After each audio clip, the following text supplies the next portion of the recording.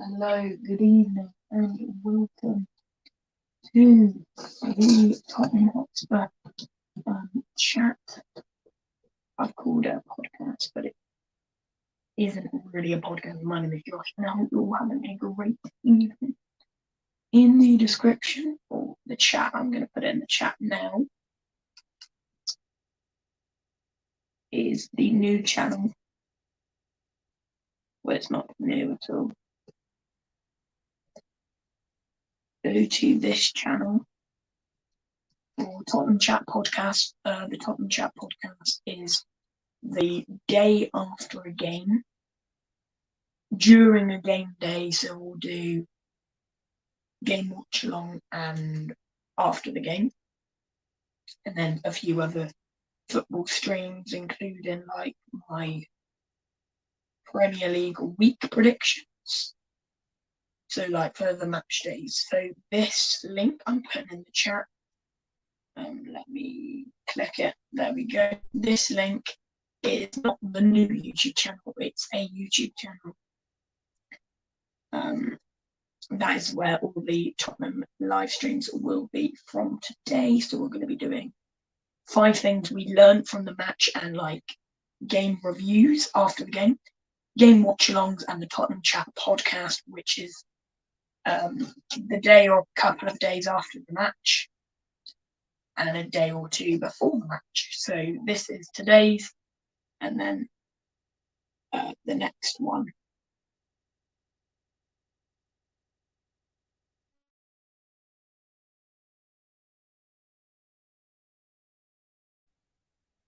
will be on Thursday or Friday. So I hope you're having a great day. Obviously, this is not the type of content I normally upload. This should be the setup for the stream over there. So yeah, go check out that channel. It's at Josh W Sports 1. And that's for all things football related. So the show is going to start after this short break.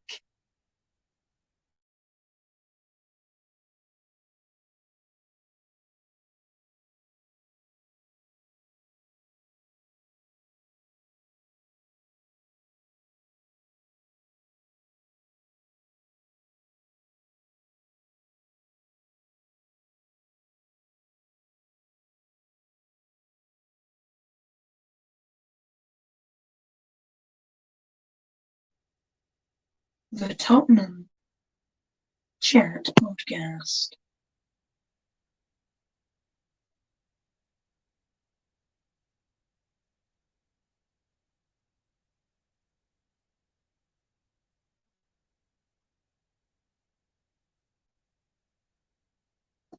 Hello.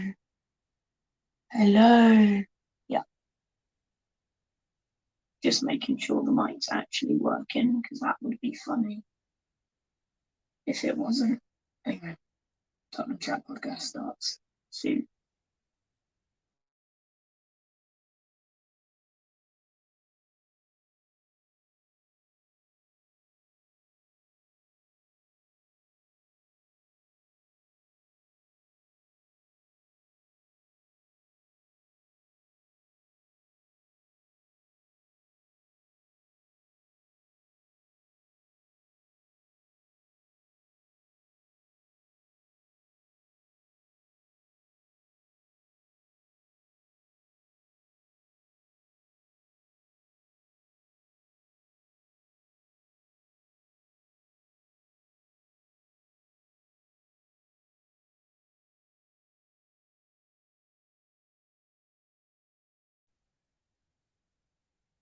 The Tottenham Chat Podcast starting now. Hello and welcome to the Tottenham Chat Podcast. My name is Josh and I am going to be your host. Make sure to check the channel out at Josh W Sports 1 over on that channel, where we'll be streaming all the live, all the match watch-alongs, all the match previews, all the match reviews, etc., etc. Along with that will be Premier League match week predictions and other match predictions as well. It's not going to solely be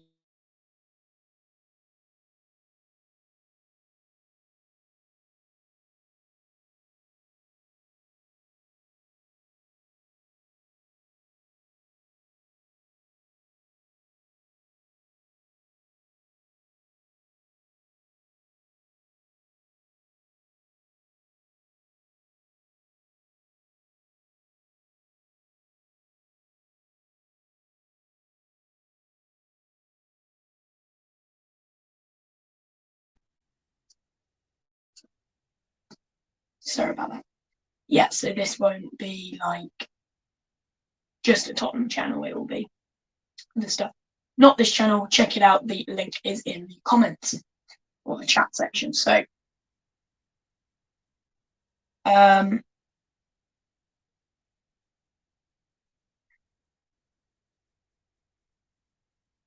we have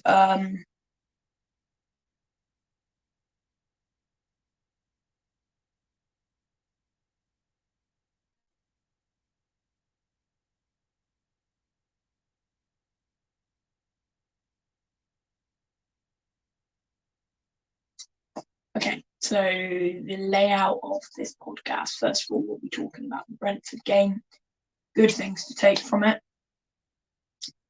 Then we'll be talking about the Manchester United preview. That match takes place Saturday at 5:30 p.m. Then we'll be talking about the future of Tottenham and just what we can see under Ange Postecoglou. As I said, this podcast will come out every Monday and Friday, so make sure to subscribe to that channel. Anyway, as we know from the Brentford game, it was a 2-2 game overall, and we saw Son Heung-min, or Hyun-min, Son, depends how you want to say it, manage his captain his first game under the new era with the new two vice captains, James Maddison, new signing from Leicester City, and our centre-back Christian Romero, who went off injured. And I'm just trying to find some injury news.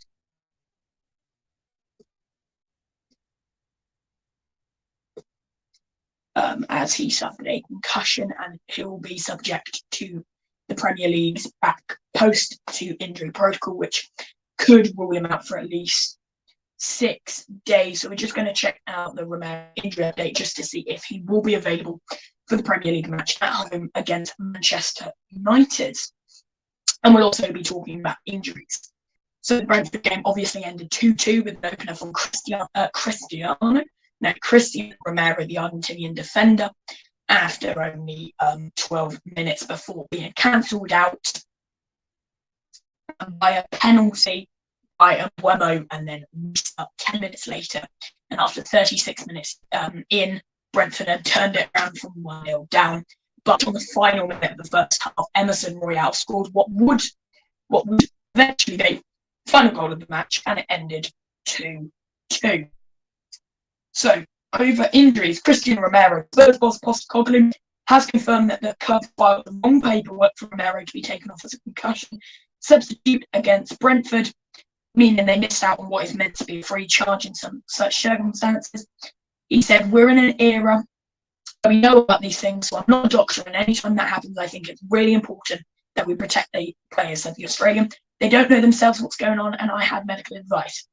Postecoglou ruled the madness of the documentation error, and now Spurs medical staff will assess Romero to determine if he suffered concussion. That would rule him out of next weekend's game against Manchester United due to the return to play concussion protocol. So that means if he does have a concussion, he will not play on the Manchester United game, and he could be out for at least 6 days, which he could miss our following game. Rodrigo Bentancur, Tottenham midfielder Bentancur, set out time frame of 2 to 3 months on his serious knee injury earlier in the summer, which could mean early next month at the very earliest he will return. The Uruguayan ruptured his anterior cruciate ligament in his left knee during a game with Leicester in February and required an operation. "It's a long injury, one of the most difficult in football, but the truth is I'm having such a good time with my family," said Bentancur in June. "I train the same every day. I do double shifts 2 or 3 times a week. I brought the club's physiotherapy to Uruguay. We continue working and my knee is doing very well. I didn't set a lap time, but I hope in 2 or 3 months to be at least gaining a few minutes again." Ryan Sessegnon, a hamstring injury suffered in pre-season, ruled Sessegnon out of the start of the campaign. The persistent problem has denied the left-back potential summer mover away from Spurs, with his return expected after the transfer market shut at the end of the month. Devastated and not really sure what to say right now, he posted on social media after the operation. Hopefully this provides a light at the end of the tunnel. I feel very hungry and motivated to return stronger than ever. I'll be back to doing what I do best for you guys.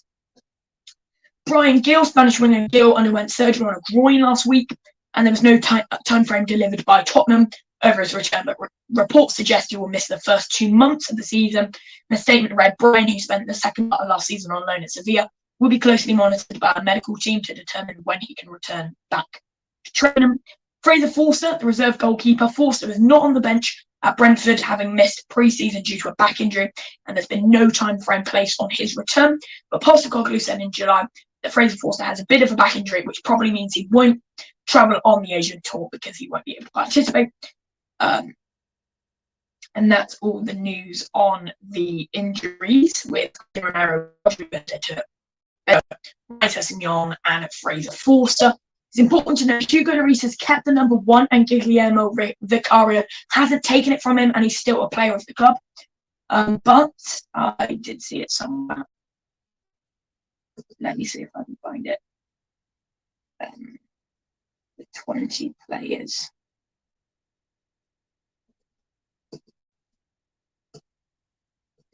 Kept how Spurs has scored.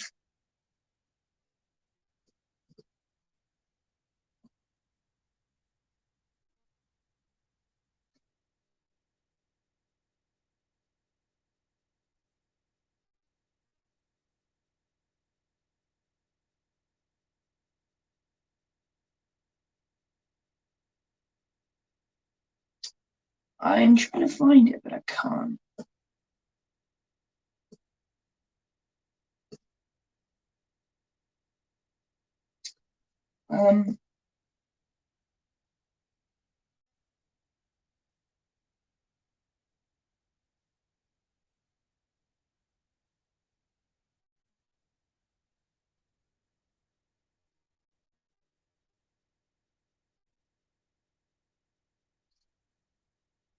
Yeah.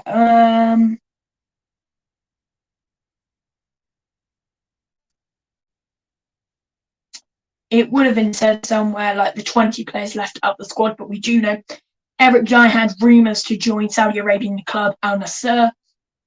There's no truth in that, as per Alistair Gold. Romelu Lukaku was linked with Tottenham. There's no truth in those rumours either. But the 20 players that were left out of the squad.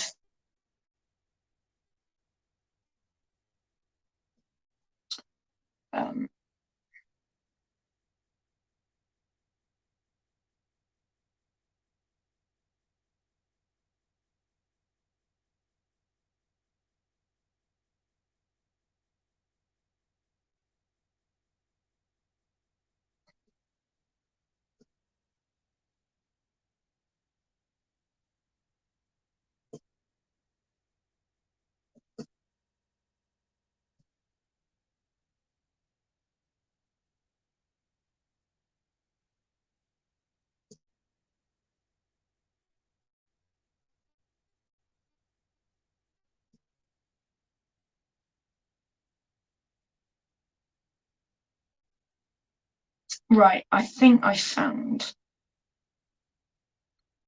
what I'm looking for. Maybe I'm not.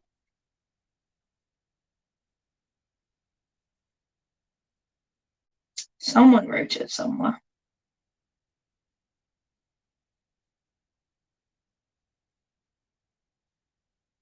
Hugo Lloris, Fraser Forster, Dane Scarlett,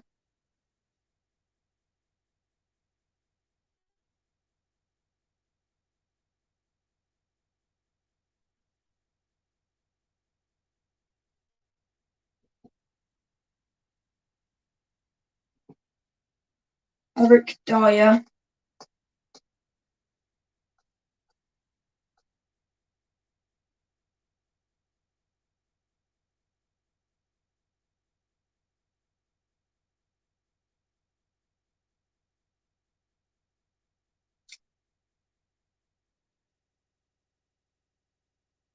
and a few more that played during pre-season that didn't play this game.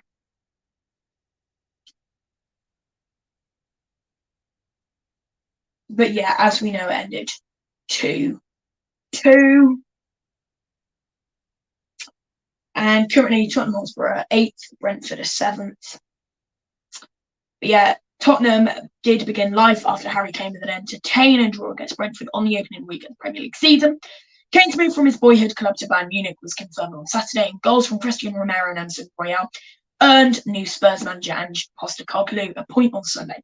Brentford, who began the league campaign without talisman Ivan Toney, who taken the lead through Jon Wissa after Brian Mbeumo's penalty cancelled out Romero's opener. Spurs have now failed to win on their 3 visits to the GTAC Community Stadium, where kickoff was delayed by 6 minutes because of a water supply issue. When play did begin, Argentina defender Romero opened the scoring with a guided header from debutant James Maddison's free kick.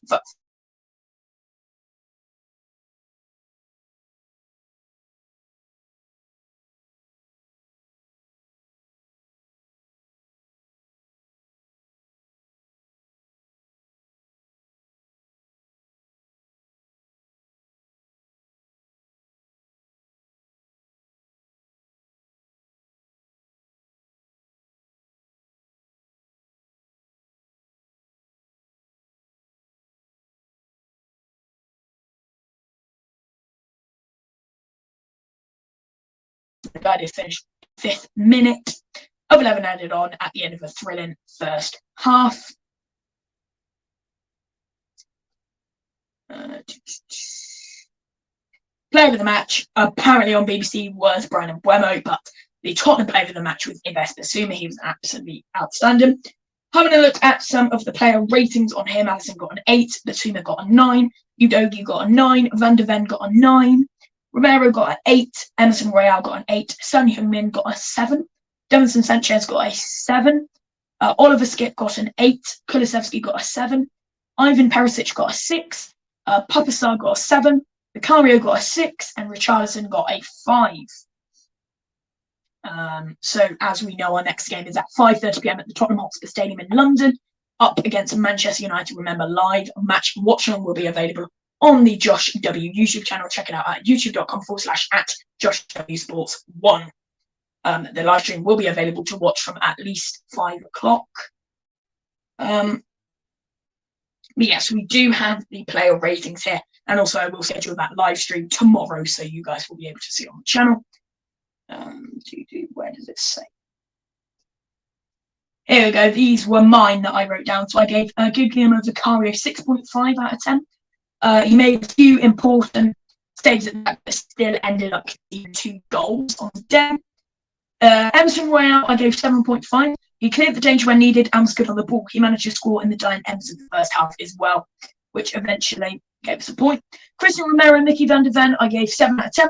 Romero scored the opening goal and was substituted due to an injury, but could definitely have been 8 based on how he played. Mickey van de Ven did his fair share of defending and made 2 good runs with the ball. Destiny Udogie, I gave 7 out of 10 because he earned the ball back a few times and he made 1 key chance going forward. Oliver Skipp gave a 6 because he struggled to get a foothold in the game and he was replaced in the 74th minute anyway. Yves Bissouma got an 8. He was a positive influence in both halves and made a lot of driving runs with the ball. Dejan Kulusevski got a 7. He did his fair share of defending, but struggled to be defensive in the final third. Emerson got an 8. He was always looking for chances for others around him and has got a couple of assists on his debut. Heung-min Son got a 6. He showed some glimpses of what he can do, but never looked like he would score, and did some good captaincy things, taking the team to do their huddle and clap in front of the away fans to show respect. And Richarlison, I gave a 6.5. Caused a few problems for the opposition's defenders. Didn't do enough to register a goal on the substitutes. Davinson Sanchez 6.5. He came on, conceded a couple of goals in the first half. However, Sanchez produced a solid display in the second. Ivan Perisic 6.5. He made some decent runs with the ball. And Papa Matasar 6.5 as well. He was a threat going forward. Based on what we know now, it seems as though he won't be in, Christian Romero, if he is ruled down for a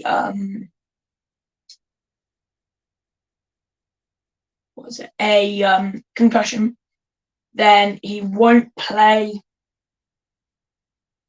on Saturday because he is not allowed to through the return to play concussion protocol. So, yeah. All right, we're going to take a quick break, but we will be back in 5 minutes with the rest of the show. See you in 5.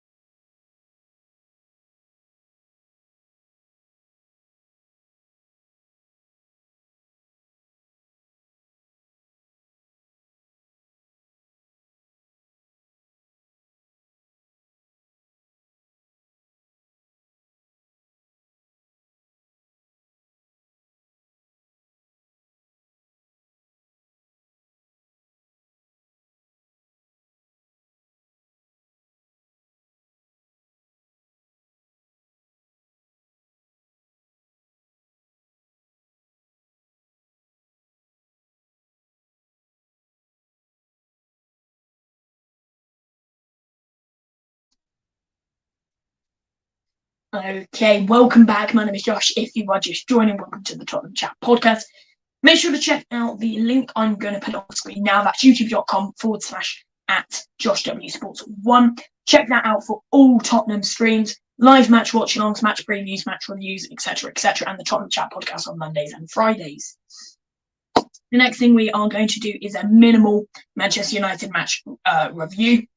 I'm going to do like a starting lineup prediction. Like it just,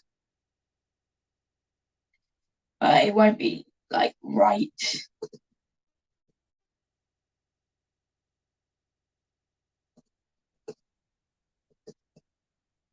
But it's just like one, two, like, at the moment, what I think, because Romero hasn't been ruled in for the match or ruled out for the match yet, so we're unsure whether he will actually play.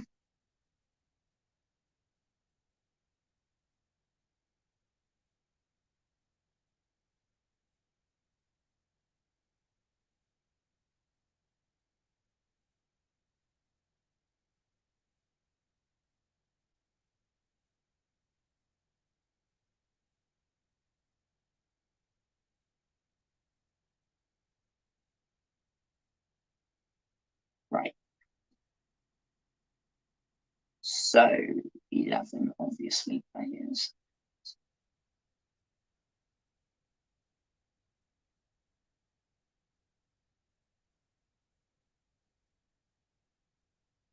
I don't actually know what Richarlison's number.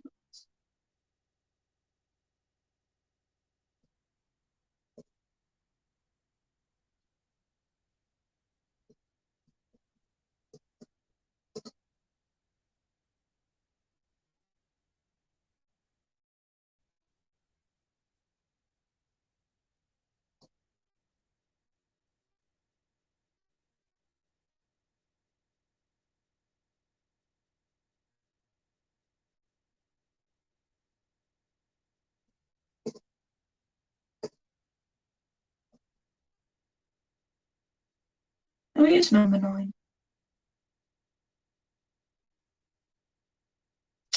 Okay, well, he's number 9 then. I'm gonna make it like so I can put it on my X and Instagram accounts.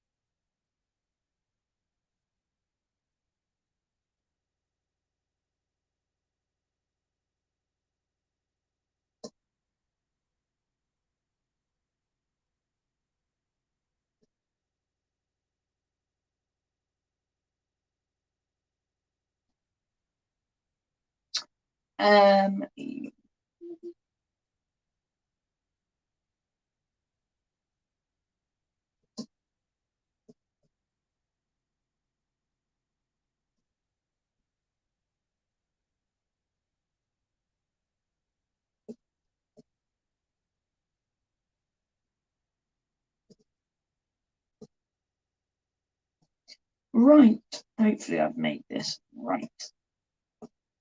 As I said, just ignore the numbers for now. I'll edit it before I upload it onto my pages.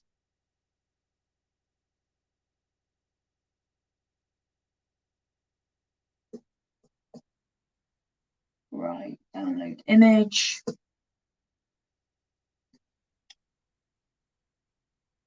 So yeah, as I said, just ignore the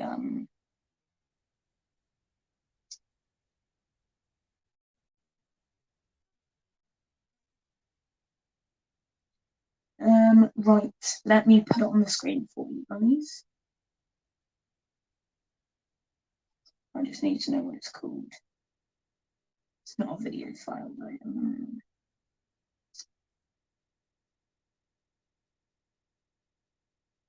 I don't want video, I just want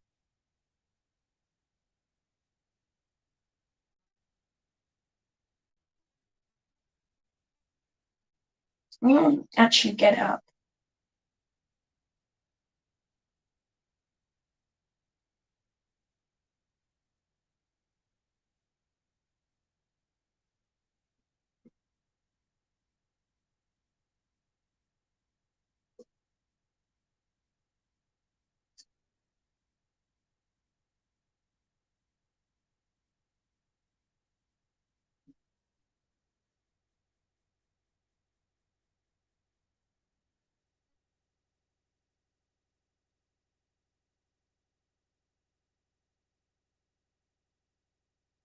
Okay, share screen.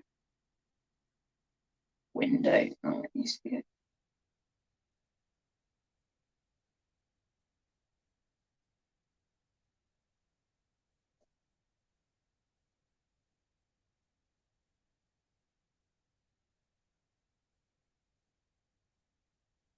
Right, let me make sure you can see it. There it is. Right. I think this might be the exact same lineup as before. I've just realised what I've done.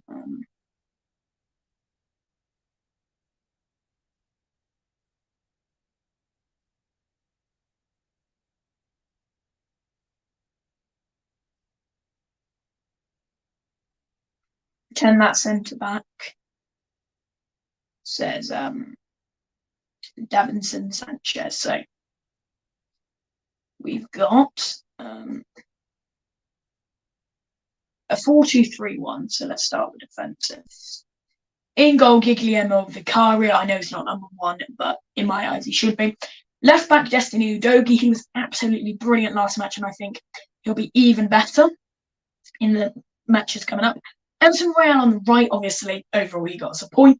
And in defence, Van de Ven. And if Romero is concussion, he's got a concussion, then it will be Davinson Sanchez. The 2 CDMs I'm going to go for Oliver Skip and Ives Bissouma. Ives Bissouma was absolutely world class. He was on fire in yesterday's match. And Oliver Skip, he just needs time to adapt. And I think until Rodrigo Benteke is back, he will be in that position.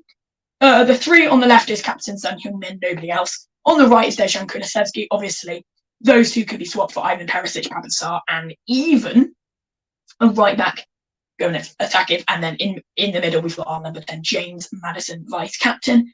And then up top, we've got the Brazilian striker, Richarlison, who I believe will score the goals this season. And, do what he needs to do, in a way. I feel he is going to be good enough in a way that projects him more, if you know what I mean. Like, he will play in a better way with like Madison and whatnot behind him. Well, that's what I think anyway, that Madison, Kulusevski and Son Heung-min behind him, and also him playing games will boost his confidence, and he'll just play more games in general. So that's what I think. Hold on, let me share it to you again.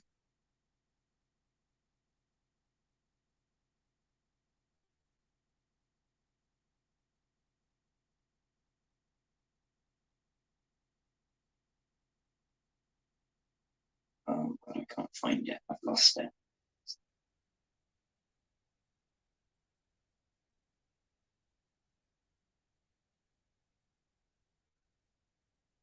But it's there for you. So yeah.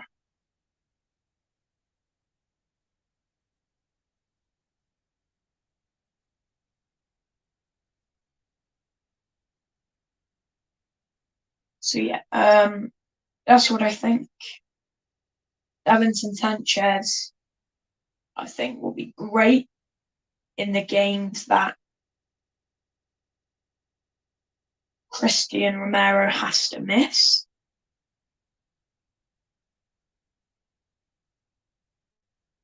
Because I feel like he can take the responsibility.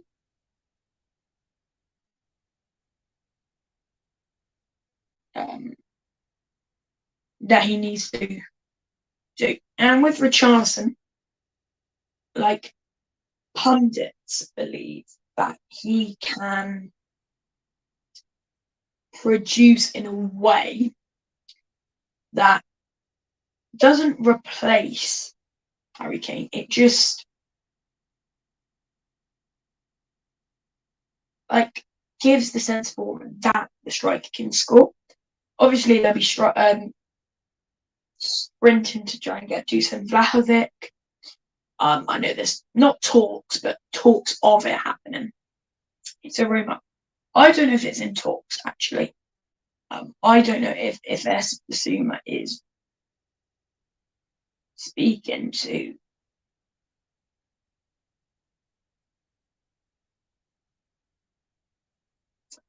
I don't know if what?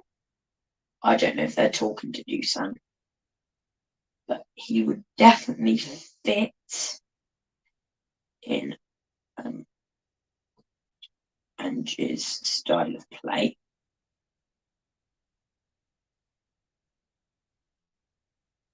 And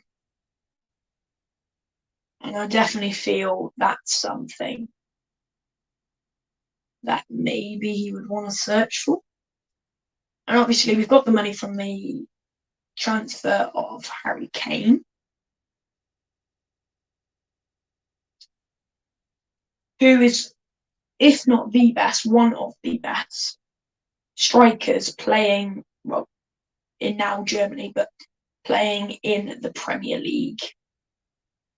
Obviously, he might not top what Robert Lewandowski did for Bayern Munich, but when they play on Friday, I think he's going to score plentifully because he is that type of like player, and he is like efficient enough. Like what I'm trying to say is, if he scored 30 goals, last season with a team like how Tottenham was. Obviously, even as a Tottenham fan, you can admit that that team wasn't great. We finished 8th, for crying out loud.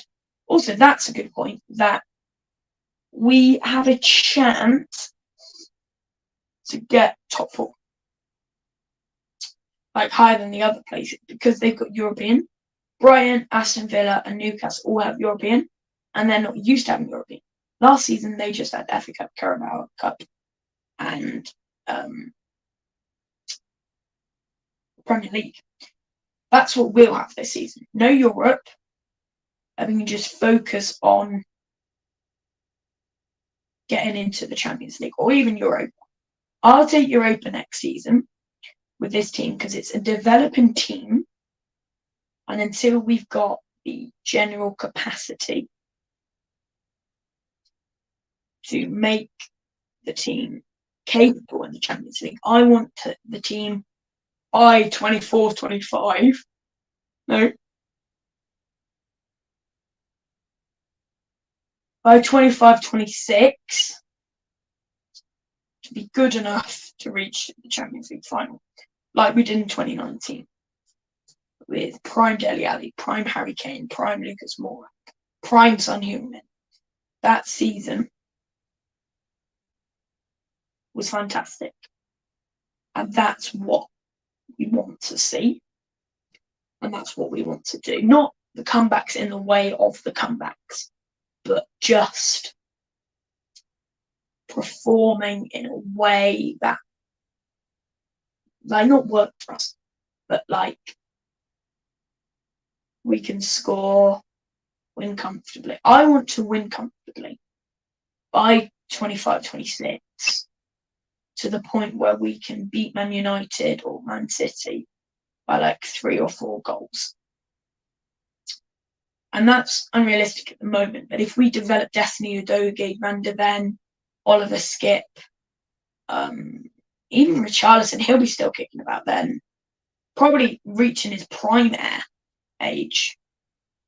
I don't know how old.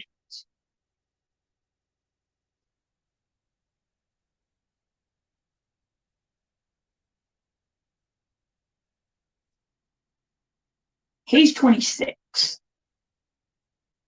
And in 2026, he'll be 29. And that's the age Harry Kane is. Well, he's 30 now. But I could definitely see in a developed side with Son Heung-min, if he stays, Destiny Udogie, I could see him for the next 5 years. Van de Ven, I could see him for the next 5 years. Richarlison, I could see him for the next 3 or 4 years. If we sign Dusan Vlahovic, that will put his confidence down a little bit. But he might be getting minutes over the next couple of weeks, months, because he is the main striker now after Harry Kane leaving. He could take that role, and Thomas Frank said this, be the replacement for Harry Kane, and he will step up to do that. I believe he won't step up in a way that would be beneficial to a team that was really ran on 2 men, Son Heung-min and Harry Kane. I don't think Richarlison can live up to that, like, one person carrying the team. But I could definitely, see him score sufficient amount of goals that gives us comfortable wins. Because Romero scored and Emerson Royale scored. They're 2 defenders. And I'll ask him, obviously they came off a free kick in a corner. Not a corner. Maybe not. But, we play a high line. Against Manchester United, that might be difficult to formulate. But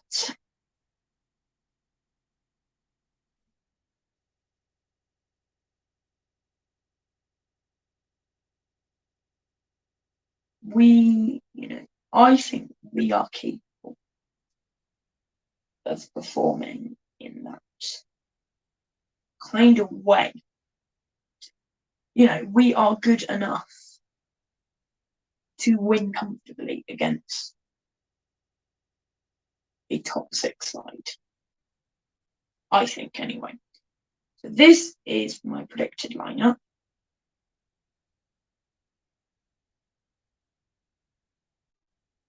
And I think they will play this. Most likely, obviously, as I said, I put Udo on the left and centre back. I think he could be trained into a central midfielder. Just like Van de Ven. Van de Ven has strength and pace and height. So I could definitely see him go in like high up the pitch and scoring a few. In my opinion, Van de Ven reminds me of Jan Vertonghen.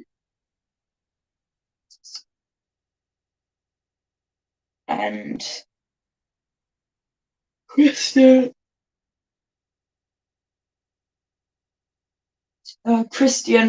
Romero could play in a way like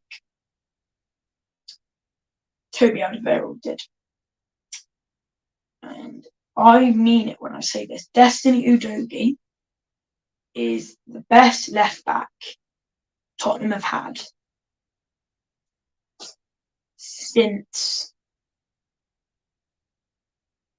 Danny Rose. And I think he can step up in a way that he performs in the same kind of way as Danny Rose did. And he could definitely be the talisman defender, making runs down the left-hand side, whipping balls in. He could turn into almost an Alphonso Davies for Bayern Munich, because obviously for Canada, Alphonso Davies plays very attacking. But for Bayern Munich, he's very defending. But he gets up the pitch, if you know what I mean. Like, Destiny Udogie could play like a left midfielder, defend and attack. He's very good defensively and offensively. And I saw this written down that he could be our like left back or left mid for the next 9 to 10 years. And that's what we need him to do. And I feel he can produce that if he's played. Obviously, he might not always be played. But I think at the moment he should be played in every possible game. He should be played in FA Cups and Carabao Cups, but still being played in most Premier League games. There's a chance he won't start a few games in the Prem. I believe he might start. He probably would definitely start against Manchester United on Saturday. Because we haven't really got a better left back at the moment. Currently, he's our only left back because Ange Postecoglou doesn't play 3-back. And obviously Mauricio Pochettino going to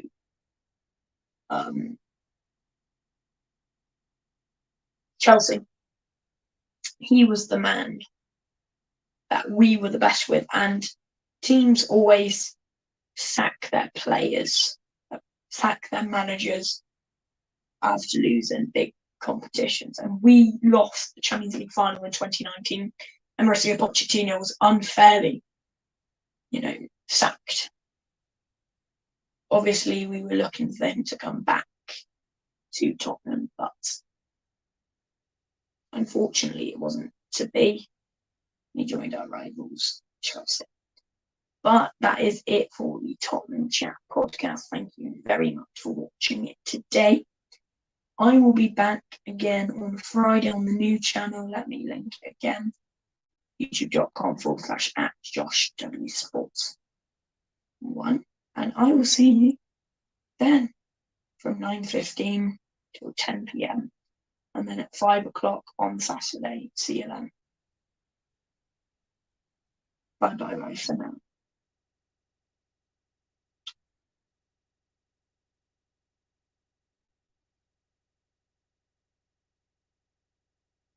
Thanks for watching.